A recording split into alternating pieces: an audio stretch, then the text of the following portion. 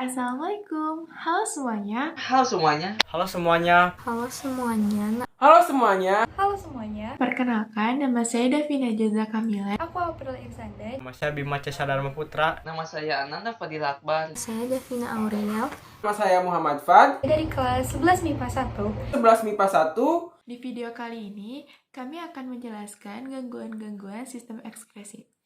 Tanpa berlama-lama lagi, let's check it out guys. Check it out guys. Sebelum kami membahas gangguan-gangguan pada sistem ekspresi, teman-teman harus mengenal atau tahu terlebih dahulu apa sih itu sistem ekspresi. Baik, sistem ekspresi adalah sistem pembuangan zat-zat sisa seperti karbon dioksida, urea, racun, dan lain-lain. Dan sistem ekspresi itu terdiri dari ginjal, paru-paru, hati, dan juga kulit. Baik, kita akan memulai yang pertama dengan gangguan pada sistem urinaria. Yang pertama ada batu ginjal.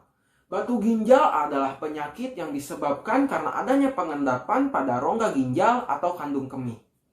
Endapan dapat berupa senyawa kalsium dan penumpukan asam urat. Kelainan metabolisme sering menahan buang air kecil dan kurang minum dapat menjadi penyebab terbentuknya batu ginjal. Jika batu masih berukuran kecil, batu dapat dihilangkan dengan obat-obatan tertentu dan teknologi sinar laser penghancur batu ginjal. Namun, jika batu sudah sangat besar, harus diangkat melalui proses operasi. Dan salah satu cara untuk mencegah batu ginjal adalah dengan memperbanyak minum air putih minimal 2 liter sehari. Selanjutnya penyakit yang kedua adalah uretritis. Uretritis adalah peradangan atau pembengkakan pada uretra, yaitu saluran yang membawa urin dari kandung kemih ke luar tubuh. Peradangan pada uretra menyebabkan nyeri atau rasa seperti terbakar saat buang air kecil. Dan uretris atau infeksi uretra terjadi ketika bakteri masuk ke dalam saluran kemih dari kulit di sekitar lubang uretra atau lubang kencing. Langkah utama pencegahan uretritis adalah dengan melakukan hubungan seks yang bersih dan juga aman. Yang selanjutnya dan yang ketiga adalah nefritis. Nefritis adalah radang nefron pada ginjal yang dapat disebabkan oleh infeksi bakteri Streptococcus sp yang dapat masuk melalui saluran pernapasan dan peredaran darah hingga ke ginjal.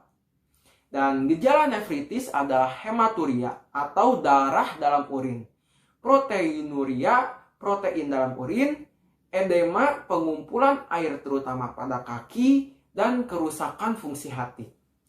Selanjutnya yang terakhir adalah inkontinensia urin. Inkontinensia urin adalah kondisi ketika seseorang sulit menahan buang air kecil sehingga dia mengompol. Dan inkontinensia urin umumnya dialami oleh lansia dan lebih sering dialami oleh wanita dibandingkan pria. Dan inkontinensia urin dapat dicegah dengan rutin melakukan senam kagel. Selanjutnya, contoh gangguan sistem urinaria ada albuminuria, yaitu penyakit yang terjadi akibat ginjal yang tidak dapat melakukan proses penyaringan, khususnya penyaringan protein. Protein atau albumin ini yang tidak dapat disaring akan keluar bersama urin. Albuminuria disebabkan oleh kerusakan pada glomerulus. Selanjutnya ada infeksi saluran kemih. Infeksi saluran kemih adalah kondisi ketika organ yang termasuk ke dalam sistem kemih mengalami infeksi. Organ tersebut bisa ginjal, ureter, uretra, atau kandung kemih. Namun, infeksi saluran kemih umumnya terjadi di uretra dan kandung kemih. Infeksi saluran kemih atau ISK terbagi menjadi 2 jenis, yaitu ada ISK atas, yaitu infeksi yang terjadi pada organ yang terletak sebelum kandung kemih, yaitu ginjal dan ureter. Yang kedua ada ISK bawah, yaitu infeksi di kandung kemih bagian bawah, yaitu kandung kemih dan uretra. Kebanyakan kasus penyebab infeksi saluran kemih dikarenakan bakteri Escherichia coli atau E. coli yang biasanya hidup di dalam usus besar. Kemudian ada diabetes mellitus. Diabetes mellitus atau kencing manis ini dibedakan menjadi 2 jenis. Yang pertama ada diabetes mellitus tipe 1 yang biasanya dimulai pada saat usia remaja. yang ditandai oleh kurangnya sekresi insulin akibat sel B pankreas tidak memproduksi atau sangat sedikit memproduksi insulin, sehingga diperlukan insulin eksogen atau insulin produk farmasi yang disuntikan untuk bertahan hidup. Nah, jumlah penderita diabetes mellitus tipe 1 ini sekitar 10% dari semua kasus diabetes mellitus. Yang kedua, ada diabetes mellitus tipe 2 yang biasanya dimulai pada saat usia dewasa, yaitu sekresi insulin mungkin normal atau bahkan meningkat, akan tetapi terjadi penurunan kepekaan sel sasaran insulin, seperti sel otot rangka dan sel hati. Hal tersebut dipengaruhi oleh berbagai faktor genetik dan gaya hidup. Sekitar 90% pengidap diabetes mellitus tipe 2 mengalami obesitas. Selanjutnya, kita akan mulai dengan gangguan pada hati. Yang pertama ada sirosis hati atau biasa disebut sirrosis. Sirosis hati yaitu berubahnya sel-sel hati menjadi jaringan ikat fibrosa sehingga kehilangan fungsinya. Sirosis dapat disebabkan oleh minuman keras dan hepatitis B dan juga C. Gangguan pada hati selanjutnya yaitu hepatitis. Hepatitis ditandai dengan adanya peradangan pada hati, umumnya disebabkan oleh infeksi virus, tetapi juga bisa disebabkan oleh penggunaan obat tertentu. Mengkonsumsi minuman beralkohol yang secara berlebihan ataupun menderita penyakit autoimun bisa menjadi penyebab dari hepatitis. Selanjutnya yaitu penyakit abses hati. Abses hati merupakan penumpukan nanah dalam organ hati akibat infeksi bakteri ataupun parasit jenis protozoa. Infeksi jamur juga dapat menimbulkan abses pada organ liver. Gejala yang timbul umumnya serupa, yaitu demam tinggi, sakit perut bagian kanan atas, panas dingin, muntah, berat badan turun drastis, sakit kuning, urin yang berwarna gelap, diare, dan tinja yang berwarna keabu-abuan. Selanjutnya ada fatty liver atau penumpukan lemak. Penyakit fatty liver ditandai dengan terlalu banyaknya lemak yang tersimpan dalam hati. Akibatnya, hati mengalami peradangan yang dapat berkembang menjadi jaringan parut permanen. Pada kondisi kronis, hati beresiko mengalami sirosis dan memicu kegagalan hati. Perlemakan hati bisa dipicu oleh konsumsi minuman keras atau non-alcoholic fatty liver disease, seperti diabetes dan obesitas. Penyakit pada hati yang terakhir yaitu kolestasis. Kolestasis terjadi ketika aliran cairan empedu dari hati berkurang ataupun tersumbat. Cairan empedu dihasilkan oleh hati guna membantu proses pencernaan. Aliran empedu yang tersumbat dapat menyebabkan penumpukan bilirubin ataupun memicu penyakit kuning. Yang berikutnya ada gangguan pada paru-paru. Yang pertama yaitu penyakit tuberkulosis atau TBC. Tuberkulosis adalah penyakit yang disebabkan oleh bakteri Mycobacterium tuberculosis. Tuberkulosis sendiri dapat menyerang bagian tubuh manapun, namun umumnya tuberkulosis menyerang pada paru-paru. Penyebab tuberkulosis adalah bakteri yang menyebar di udara melalui semburan air liur dari batuk atau bersin pengidap tuberkulosis. Berikutnya ada pneumonia. Pneumonia adalah penyakit infeksi pada jaringan paru.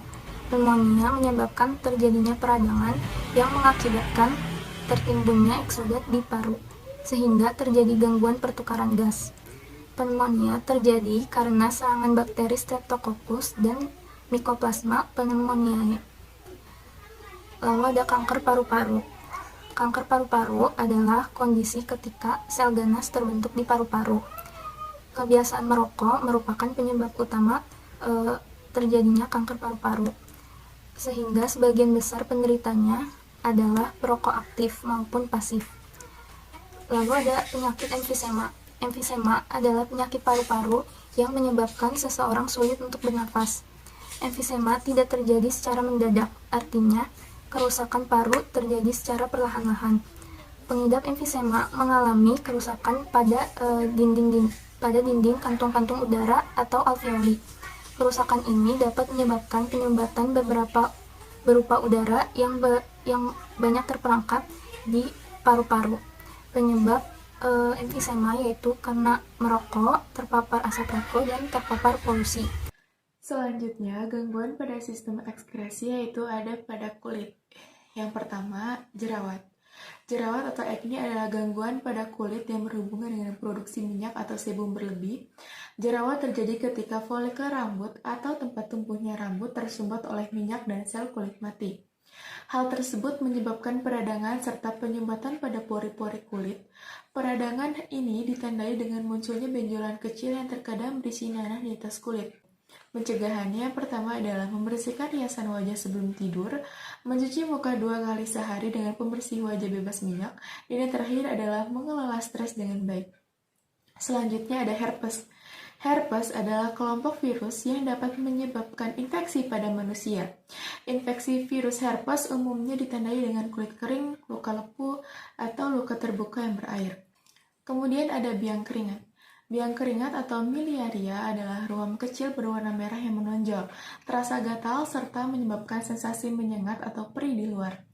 Biang keringat kerap ditandai dengan gejala berupa bintil-bintil kecil yang berwarna merah, terutama di tempat menumpuknya keringat, rasa gatal atau rasa perih dan tajam pada ruam.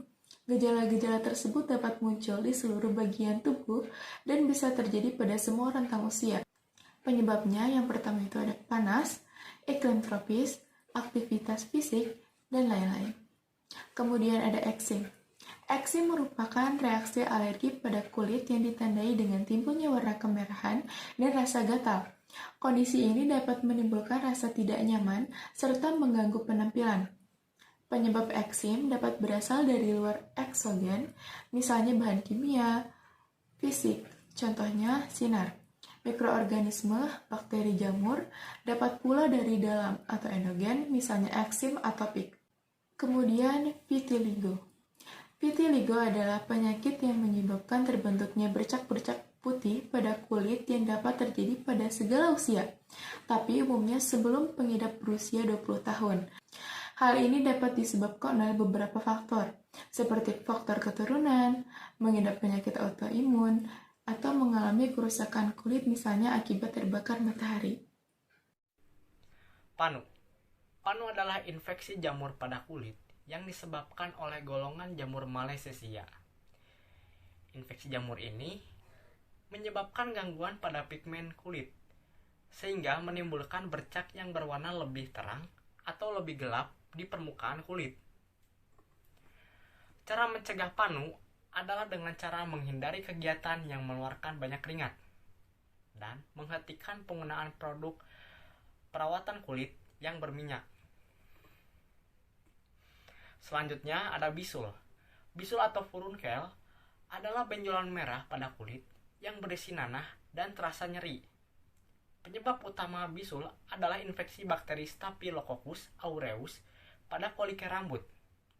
Dan cara mencegah bisul adalah dengan membiasakan tidak berbagi penggunaan barang pribadi dengan orang lain. Selanjutnya ada selulitis. Selulitis adalah infeksi bakteri di kulit dan lapisan yang ada di bawahnya. Kondisi ini dapat menyebabkan kulit terlihat kemerahan, bengkak, terasa lembut atau lembek, dan sakit saat ditekan. Selulitis lebih sering terjadi di kulit tungkai bawah, tetapi juga bisa muncul di wajah, lengan, mata, dan perut.